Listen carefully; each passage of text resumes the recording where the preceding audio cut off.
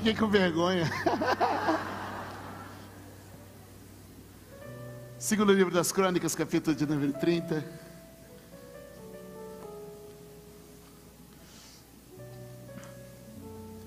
Eu estive conversando com os irmãos ao longo do dia todo aqui na igreja. Quando vocês chegam aqui no quarto culto, esse sermão já foi experimentado ao longo do dia todo, testado, às vezes aprovado, às vezes nem tanto. Mas é verdade que sempre quando temos uma data como essa, eu tenho repetido essa fala, sempre quando a gente tem uma data como essa, o pastor se deseja muito pregar um grande sermão. E eu me incluo na lista destes que quer pregar um grande sermão. A gente quer pregar um grande sermão no Natal, a gente quer pregar um grande sermão no Ano Novo, a gente quer pregar um grande sermão na Páscoa. E ontem eu estava pensando sobre o que dividiria com vocês ao longo do dia de hoje. E na madrugada deste domingo, eu creio o Espírito Santo, é assim que eu tenho que acreditar, né? Me deu um texto que eu queria dividir com vocês. Eu até aproveitei um bloco que eu tenho ali no meu quarto, bloquinho de notas, e anotei aqui algumas coisas para dividir com vocês. Não é um estudo muito profundo, mas eu acredito que pode ser uma resposta de Deus para a vida de muita gente e com alguma importância para a Igreja de Cristo, eu tenho certeza disso. Pessoal que nos acompanha agora também por internet, é muito importante a sua colaboração. Nós estamos muito perto dos 100 mil inscritos e queremos ter você nos ajudando nessa missão. Então, se cada pessoa aqui hoje conseguir ganhar mais um inscrito, a gente já passa os 100 mil. Então, se você puder enviar pelo menos para umas 10 pessoas, você que não nos curte ainda, você que não é inscrito no canal, se inscreve, manda para mais 10, ajuda a gente nisso, é muito importante para a gente continuar alcançando mais pessoas. Não é o número da multidão, é cada indivíduo, não são sobre números, são sobre pessoas alcançadas. Amém? Segundo livro das Crônicas, capítulo de número 30, eu espero que o meu coração e o seu estejam prontos para essa nossa conversa, essa nossa reflexão, talvez, que o Senhor vai nos dar através dessa leitura. Capítulo de número 30 de 2 Crônicas, todos acharam? Não tem a sua Bíblia aberta nesse texto, nós vamos a alguns textos auxiliares, mas o nosso pessoal vai ajudar colocando na tela alguns textos fora desse que a gente vai estar aqui aberto. Observe o verso de número 1, ele fala da celebração da Páscoa no reinado do rei Ezequias. Ezequias enviou uma mensagem a todo Israel e Judá. Também escreveu cartas a Efraim e a Manassés, convidando-os para virem ao templo do Senhor em Jerusalém e celebrarem a Páscoa do Senhor, o Deus de Israel. Observe que Ezequias está fazendo uma convocação. Eu vou tentar situar vocês na história para que vocês possam pegar da melhor maneira o que o texto quer nos dizer. Ezequias está fazendo uma convocação para a Páscoa. O rito da Páscoa, a celebração da Páscoa, havia sido abandonada pelo povo de Deus. Ezequias agora assume o seu reino, e dentre as prioridades do reinado de Ezequias é restabelecer os valores espirituais da sua nação. A história nesse momento vai nos ensinando algumas coisas, e eu preciso que você perceba todo esse ambiente de Israel nesse momento. O reino já há muito tempo é dividido, Israel já não é mais um todo, Israel está pela metade, uma parte agora é Judá, outra parte é Israel. A parte chamada de Israel é o reino do norte, que tem como capital Samaria. Nela ficaram muitas tribos. A parte do sul é Judá, cuja capital é Jerusalém. Ezequias é rei de Judá.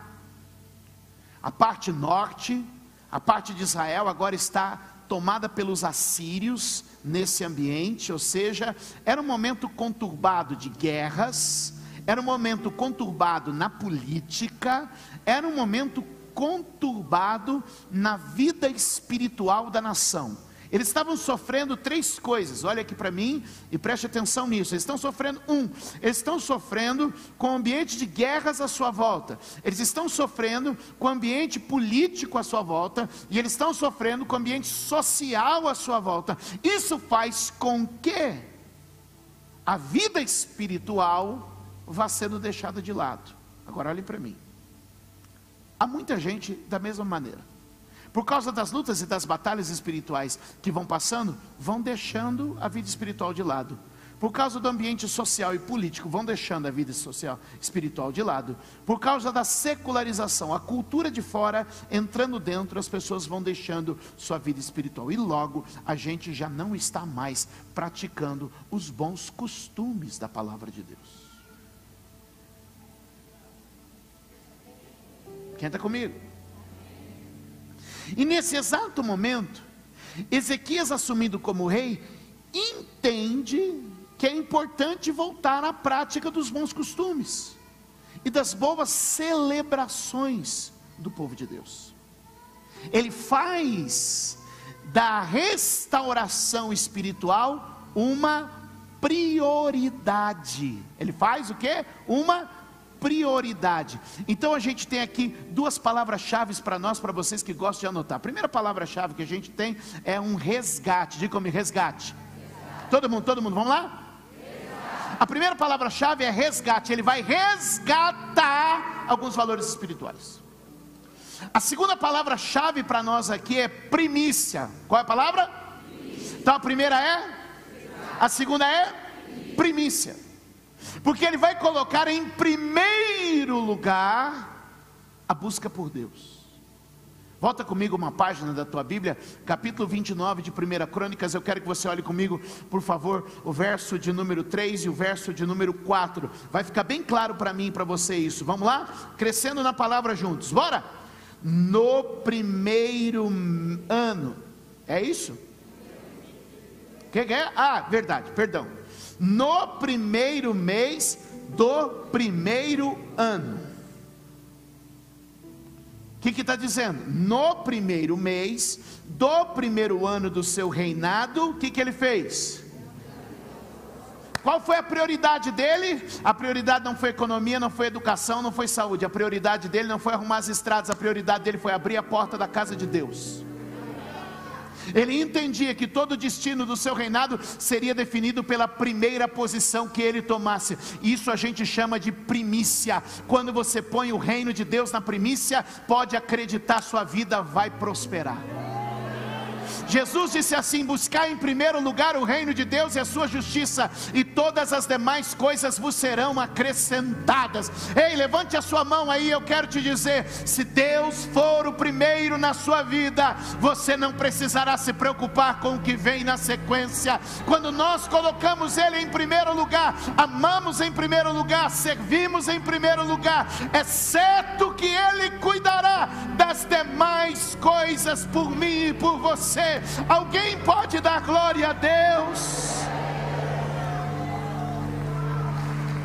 Colocando Deus em primeiro lugar,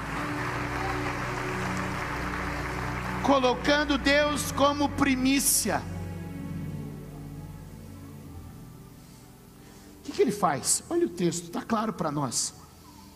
Convocou os sacerdotes, os levitas, reuniu-os na praça que fica do lado leste e disse: escutem-me, levitas, e consagrem-se agora.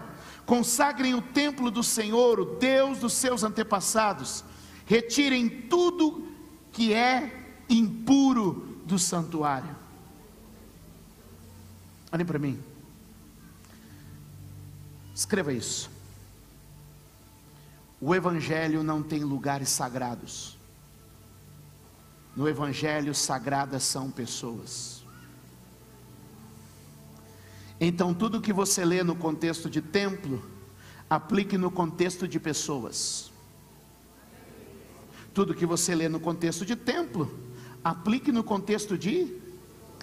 Isso vai ser muito importante. O que ele fez? Abriu as portas. O que ele fez? Eis que estou à porta e bato. Eis que estou à porta. Deus está dizendo: abre a porta, deixa eu entrar, deixa eu fazer, deixa eu entrar. A Bíblia diz que ele não só abriu a porta, mas ele restaurou o culto. Diga comigo: abriu a porta restaurou o culto, fez uma faxina. Levanta a mão direita comigo. Abriu a porta, restaurou o culto, fez uma faxina. Vamos colocar uma terceira palavra-chave para nós aqui, ó. Se a primeira palavra foi o que? Resgate. A segunda palavra foi primícia. A terceira palavra para nós pode ser restauração. Os primeiros movimentos dos sacerdotes e dos levitas na casa naqueles dias foi de limpeza, foi de faxina.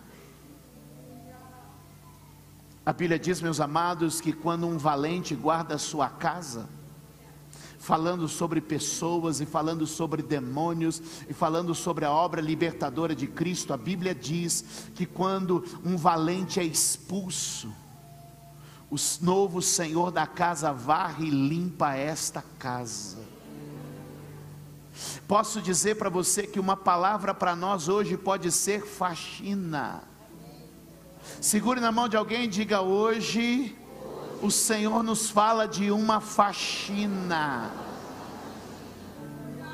Segura na mão de alguém e diga assim: vamos pôr para fora o que não presta, vamos pôr para fora o que suja, vamos pôr para fora o que corrompe, o que compromete na vida, na família, na casa. Hoje é dia de faxina.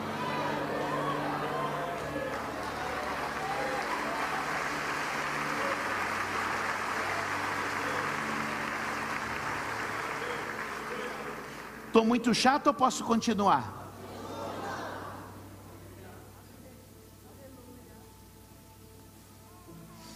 O que Ezequias está fazendo agora é reestruturar. Conforme eles estão ali mexendo, eles encontram o livro da lei. Eles encontram o livro da lei. E no livro da lei prescrevia que a Páscoa devia ser celebrada no primeiro mês. Agora preste atenção que eu vou começar a pregar. É agora. Agora eu começo. Volte comigo para o capítulo de número 30.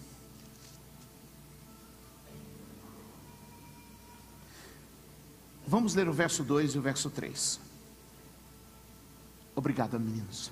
Diz o texto: o rei, seus oficiais e toda a comunidade de Jerusalém decidiram o quê? Celebrar a Páscoa no... Agora preste atenção nisso. Quando eles decidiram celebrar a Páscoa? Põe para mim o verso 3, por favor. Não tinha sido possível celebrar na data...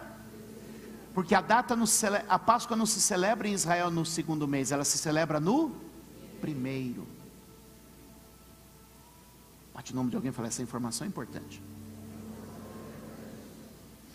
Não tinha sido possível celebrá-la na data prescrita, pois não havia número suficiente de sacerdotes consagrados e o povo não estava reunido em... Presta atenção. Aqui. Embora a data da Páscoa fosse o primeiro mês, Ezequias decide atrasar a Páscoa um mês. Esse é o detalhe aqui que a minha mensagem nasce. Ouça.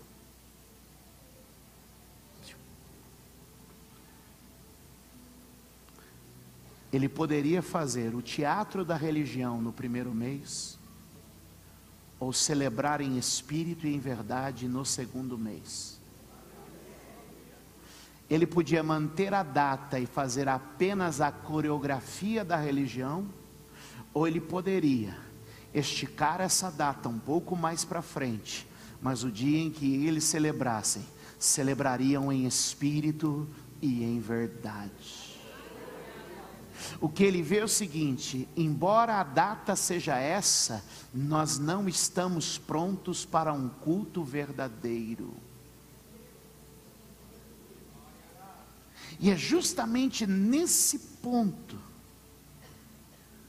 que nasce a minha reflexão. Hoje é nossa Páscoa, hoje é nossa ceia, hoje é nosso culto. Hoje é o principal dia para a nossa semana, é o principal domingo para o nosso mês, e é o principal dia para a nossa fé.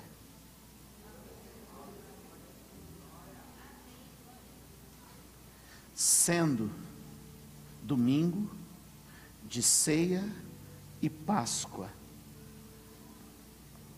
é o dia mais importante da semana, o culto mais importante do mês, na data mais importante do calendário cristão. Toque alguém e diga: sentiu o peso?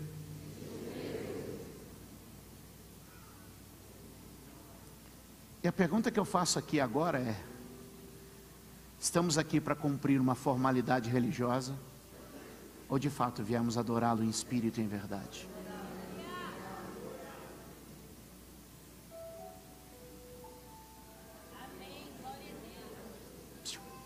Só eu e você agora.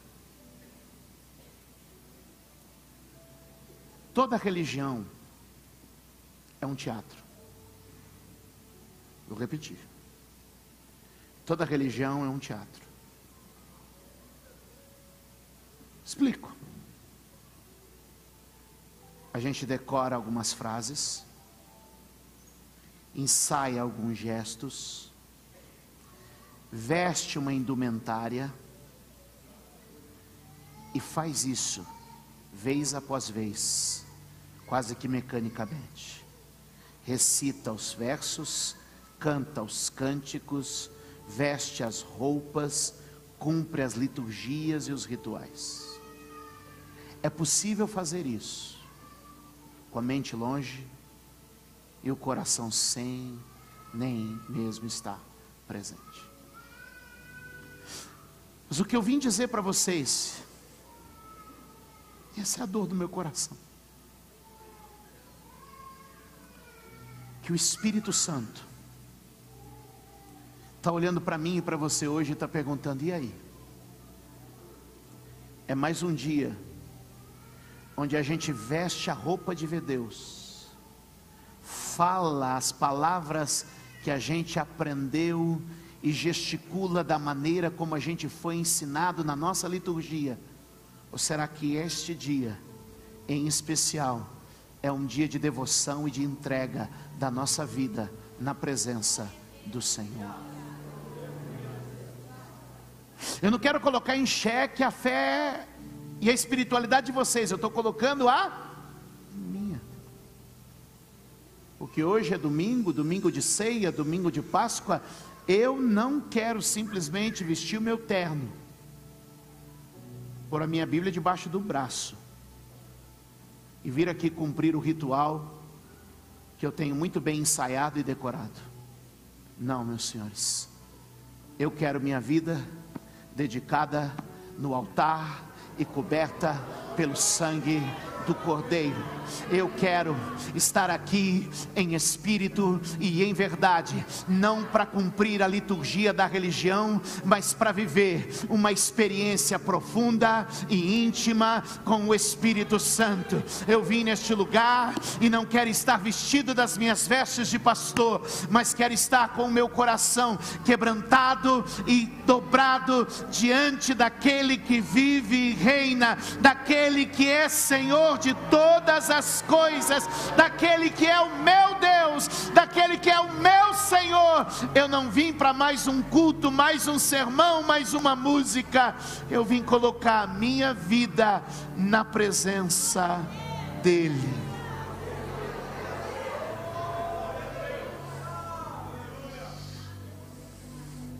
Olha como Jesus percebe isso em Mateus capítulo de número 15, verso de número 8. Põe na tela para mim, por favor.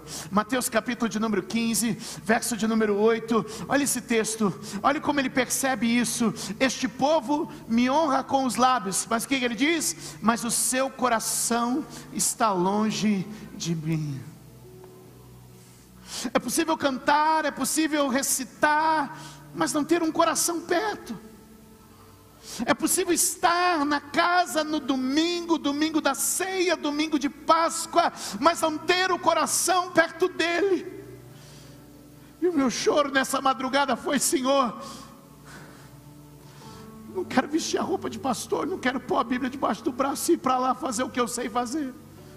Eu quero que o meu coração esteja de novo junto do Senhor. Eu quero que o meu coração esteja perto do Senhor. Eu quero que o meu coração esteja junto a Ti. Quando eu pregar, quando eu cantar, quando eu orar, quando eu ler a Tua palavra, eu quero ter o meu coração junto a Ti.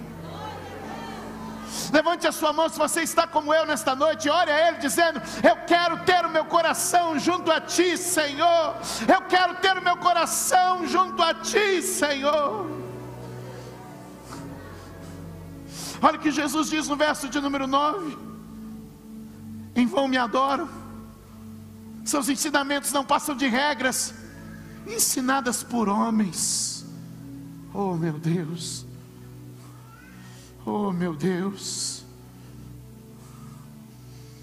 Quantos entendem como Jesus percebe esse ambiente? Olha como o apóstolo Paulo percebe isso. 1 Coríntios capítulo de número 11. Põe o texto aqui para mim. 1 Coríntios 11, verso de número 17. Olha o texto. Olha como o apóstolo Paulo percebe isso.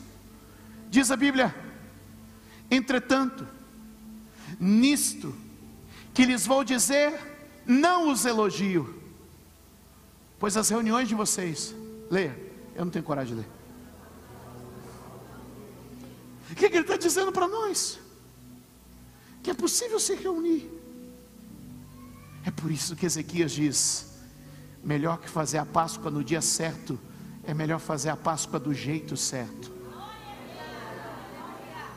Melhor que fazer a Páscoa com toda a liturgia, com todos os dogmas, ponto a ponto, é melhor fazer a Páscoa do jeito certo. Segure na mão de alguém e diga: a Páscoa não pode ser uma data, um feriado. Diga: ela precisa ser um modo de vida.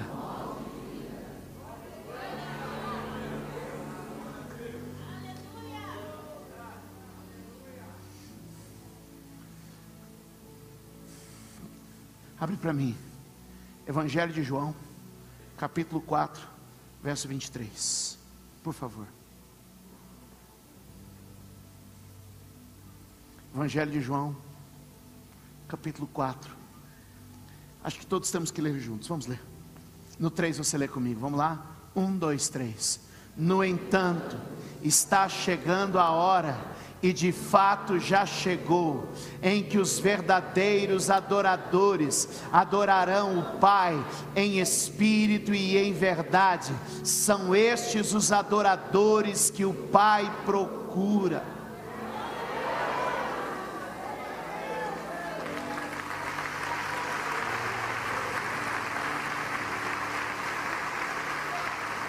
Põe de novo, põe de novo.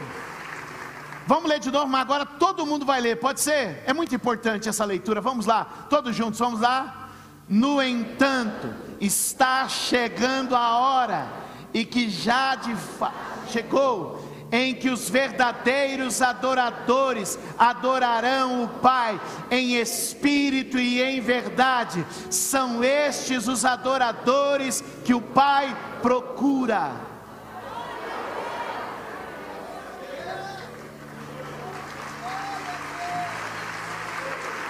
Glória a Deus aí, vai.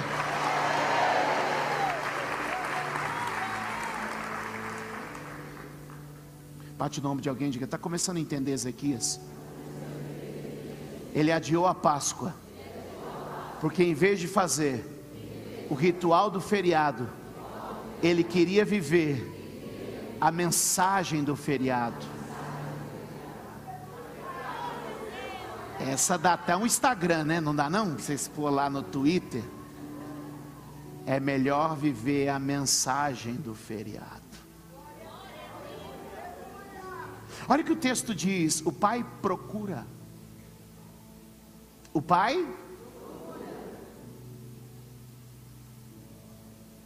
se procura é porque não está à vista.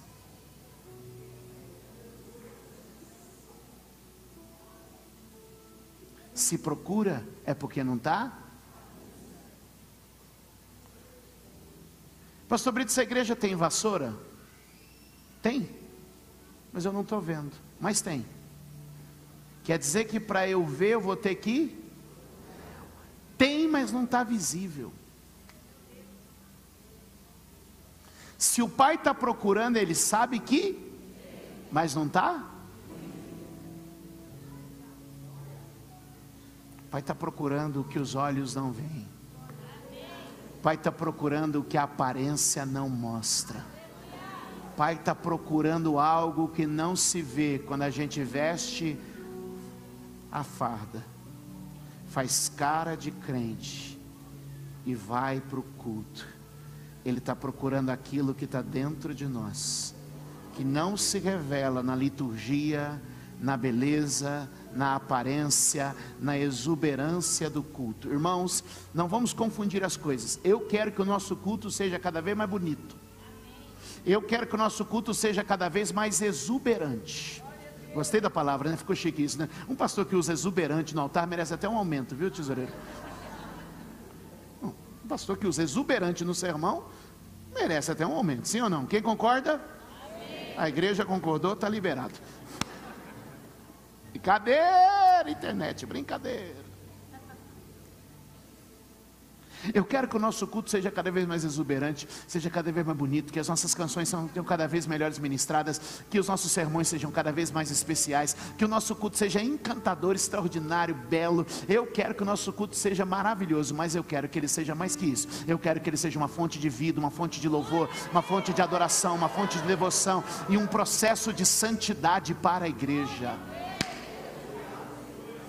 Diga comigo, domingo de ceia, domingo de ceia com Páscoa vai ser mais que um feriado, mais que uma festa, vai ser o dia da santidade, da adoração, da devoção para a glória de Deus. Você pode dar um aplauso ao Senhor?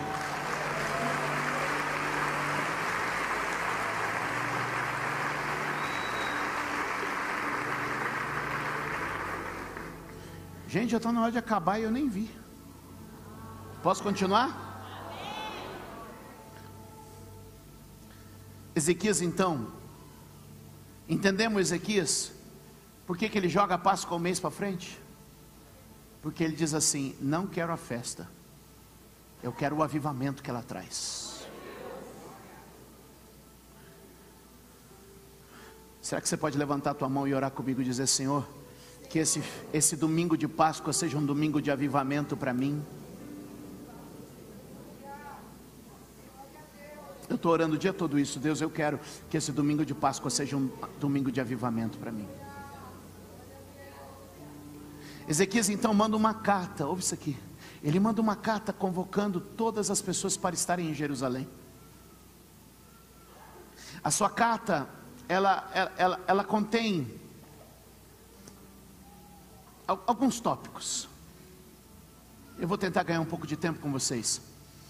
O primeiro tópico da carta de Ezequias é um retorno. Ele está dizendo: voltem-se para Deus, voltem para o Senhor.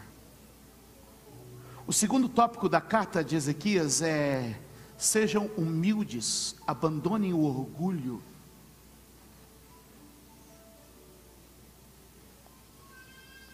Diga comigo: voltar com humildade. De novo, toda a igreja, vamos lá. Voltar com humildade.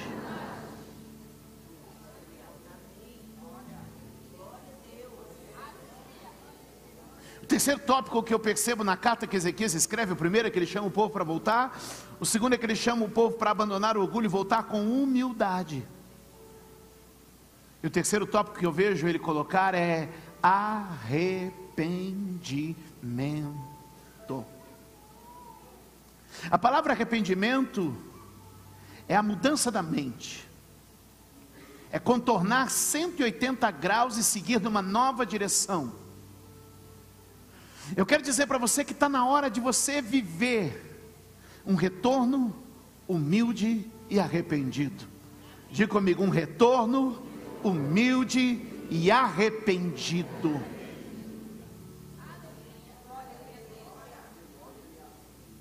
Nessa hora, Ezequias diz, põe para mim, vamos ler o verso 9 do capítulo 30. Olha que lindo isso. Meu Deus, eu fechei minha Bíblia. Aqui. Se vocês voltarem para o Senhor, os que capturaram os seus irmãos e os seus filhos terão misericórdia deles, e eles voltarão a esta terra. Leia, leia, leia. Pois o Senhor, o seu Deus, é bondoso e compassivo, Ele não os rejeitará, se vocês se voltarem para Ele. Deus é um Deus de misericórdia, Deus é um Deus de compaixão, Deus é um Deus que está como Pai do filho pródigo, de braços abertos para mim e para você, e dizendo: aproveite o domingo de ceia, o domingo de Páscoa, e que não seja mais um feriado, mas seja um avivamento, uma restauração, um resgate, um retorno, uma recuperação, uma faxina. Ah, meu Deus! E Ele envia essa mensagem. Ouça, Ele envia essa mensagem. E aí eu preciso que você preste muita atenção agora, porque nós vamos comparar. Toque alguém e diga: existem duas maneiras de receber a mensagem. Por favor, põe para mim o verso de número 10. 10, este. Leia. Os mensageiros foram de cidade em cidade, incluindo Suzano, em Efraim e Manassés e até Zebulon. Leia, leia, leia o final. Mas o povo zombou deles e os expôs ao ridículo. Nem todo mundo recebe a mensagem. Nem todo mundo acolhe a mensagem. Nem todo mundo tem um coração pronto ao quebrantamento, ao arrependimento e à mudança de vida. Para alguns é ridículo. Talvez agora, ou nos próximos dias, quando algumas pessoas estiverem me assistindo, vou dizer: que homem ridículo, que homem isso, que homem aquilo. Eu ouço isso todos os dias. Alguns recebem a mensagem como algo ridículo. E aí você pergunta para mim: por que você prega então? Porque o verso de número 11 diz que existe um outro tipo de gente. E ele diz assim, vamos ler, isso é importante. Bora, vem comigo. No entanto, alguns homens de Azer, de Manassés e de Zebulon humilharam-se e foram para Jerusalém. Nem todo mundo escuta, mas quem escuta tem a vida mudada. Nem todo mundo recebe, mas quem recebe é impactado pelo poder do Evangelho. Sim, a gente vai continuar pregando. Alguns vão chamar a gente de ridículo, alguns vão criticar, alguns vão ofender, mas aqueles que se achegarem ao Senhor terão sua vida avivada e transformada para a glória de Deus. A pergunta que eu preciso fazer é: como está o seu coração? É o coração de quem está no verso 10, que ouve a mensagem e diz: ou é o coração de quem está no verso de número 11 e com humildade quebranta e acolhe? Quem é você? Quem sou eu? Quem somos nós? Somos uma igreja que diz: vai embora, entra no carro agora e fala assim: pastor, estava chatão hoje, hein? Só pegando no pé, hein? É o tipo da igreja que vai embora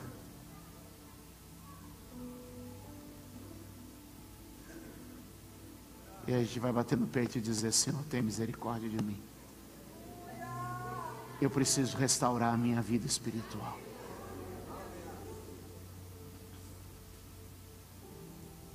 Um mês depois, a Páscoa está sendo celebrada. E o verso de número 12 vai dizer para mim e para você: já em Judá, a mão de Deus esteve sobre o povo. Já em Judá, agora com todos colocando a vida na presença do Senhor, agora com todos consagrando sua vida perante Ele. Já em Judá, a mão de Deus esteve sobre o povo, dando-lhes unidade de pensamento, para executarem o que o rei e os seus oficiais haviam ordenado, conforme a palavra do Senhor. Havia um povo disposto a adorar e a buscar a Deus, em espírito e em verdade, e a mão de Deus estava sobre eles. Eu creio que enquanto mantivermos a nossa vida devota, humilde e quebrantada na presença do Senhor, a mão de Deus, pastor Cleves, a mão de Deus continuará sobre nós. A mão de Deus é o seu sinal de poder, a mão de Deus é o seu sinal de graça, a mão de Deus é o seu sinal de favor. Esta mão está sobre nós enquanto continuamos aqui, quebrantados e humildes na presença dEle. A mão dEle continuará sobre nós.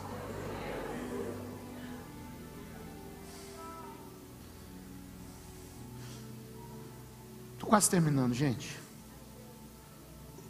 Verso de número 15 diz assim: abateram o cordeiro da Páscoa no dia 14 do segundo mês.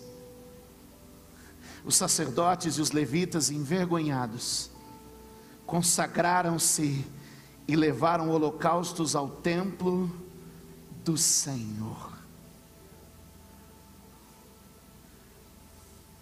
Diga comigo: o cordeiro foi morto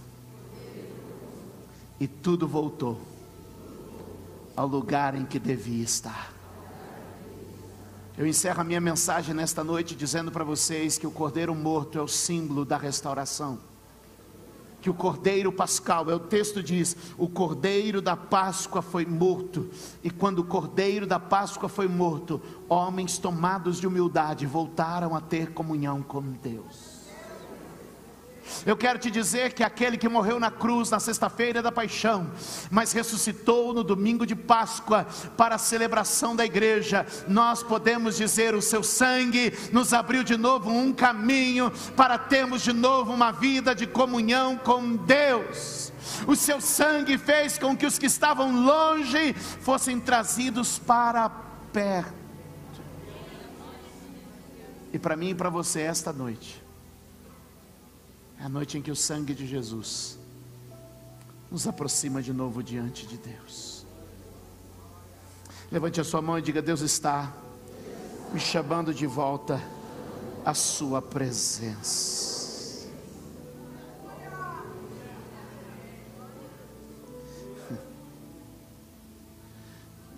De repente haviam pessoas em Jerusalém que não haviam se santificado, que não haviam se preparado. Mas aquele dia diz a Bíblia que Ezequias orou por cada um deles, e a boa mão de Deus esteve com eles, e o perdão de Deus veio sobre eles. Como talvez existam algumas pessoas que aqui estejam, eu estou resumindo um pouco para a gente avançar, como existem pessoas que estão aqui hoje também, que se sintam pecadoras, longe de Deus, cujos seus pecados te afastam da presença do Pai. Eu quero te dizer: o sangue do Cordeiro foi derramado, existe perdão e graça, existe compaixão e misericórdia, e Ele está te dizendo aqui hoje: os teus pecados estão perdoados. Que hoje, eu sei que já tem gente assim, né? Vou preservar a maquiagem, mas o Espírito Santo te trouxe neste lugar para te dizer: há uma intercessão de graça e misericórdia em teu favor. A Bíblia diz que Ezequias começou a orar, e ele começou a orar: queira o Senhor, que é bondoso, perdoar todo aquele que inclina o seu coração para buscar a Deus. Deus é bondoso para perdoar todo aquele que inclina o seu coração para buscá-lo. Eu não sei o quanto o diabo tem te acusado, eu não sei o quanto as tuas culpas têm lhe perturbado, mas eu sei que o Senhor é bondoso, Ele pode te perdoar nesta noite, se você inclinar o seu coração.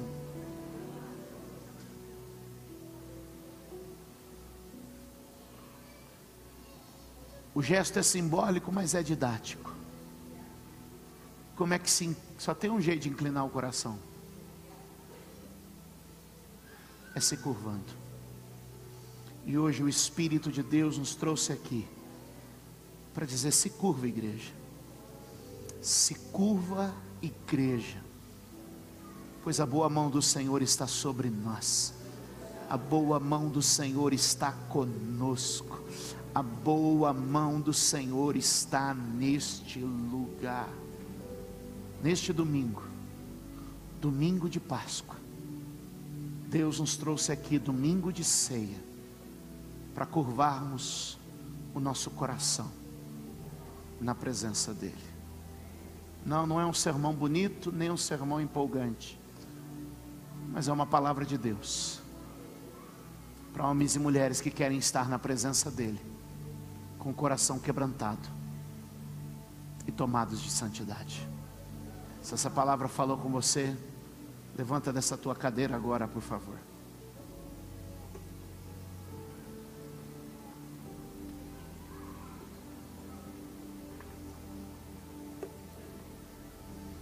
Se o Espírito Santo está falando ao seu coração, se a presença de Deus está sobre ti agora, se você pode levantar as suas mãos e dizer: Senhor, aviva a minha fé neste domingo, domingo de ceia, domingo de Páscoa.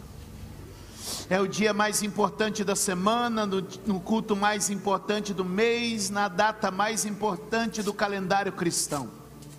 Senhor, nós estamos neste lugar para colocar a nossa vida, nós estamos neste lugar para curvar o nosso coração, nós estamos neste lugar, Senhor, para entregar a nossa alma, nós estamos neste lugar, Senhor, para nos devotar mais uma vez diante de Ti.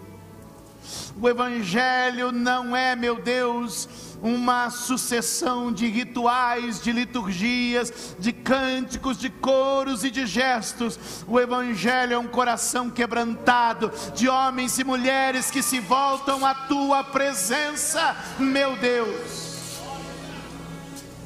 E eu te peço nesta hora, meu Pai, nos permite voltar à Tua presença e ter um encontro contigo novamente, meu Pai. Talvez você está aqui hoje